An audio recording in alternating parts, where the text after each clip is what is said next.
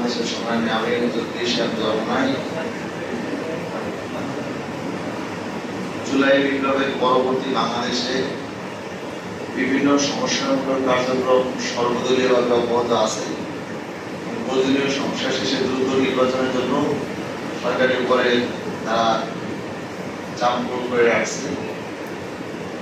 বাংলাদেশের নির্বাচনটা যেন অতীতের মতো কোনো দুর্ঘটনা না ঘটে, এটা সুন্দর নির্বাচন যাতে উপহার দেওয়া যায় এবং জাতি তার প্রত্যাশা পূরণে সক্ষম হয়, এজন্য দল মত নির্বিশেষে সবাই প্রচেষ্টা থাকতে হবে। আমরা এলাকাবাসীও যাতে সবাই দল মত নির্বিশেষে একই জায়গায় আমাদের বসবাস করতে হবে।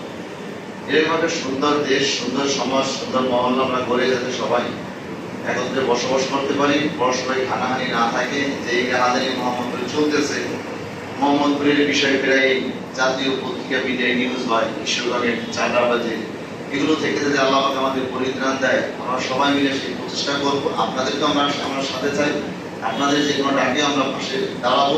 সবাই ঐক্যবদ্ধভাবে একটা সুন্দর সমাজ নির্মাণে ঈশ্বরচরণের পাশে আপনারা থাকবেন এই আশাবাদ ব্যক্ত রেখে আমি ঈশ্বরচরণের পক্ষ থেকে আপনাদের সকল কাছে দোয়া চাই। হুজুরের জন্য দোয়া দেবেন, হুজুর আপনাদের জন্য দোয়া।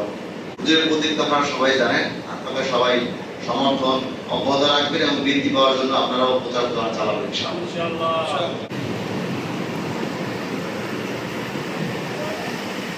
আলহামদুলিল্লাহ।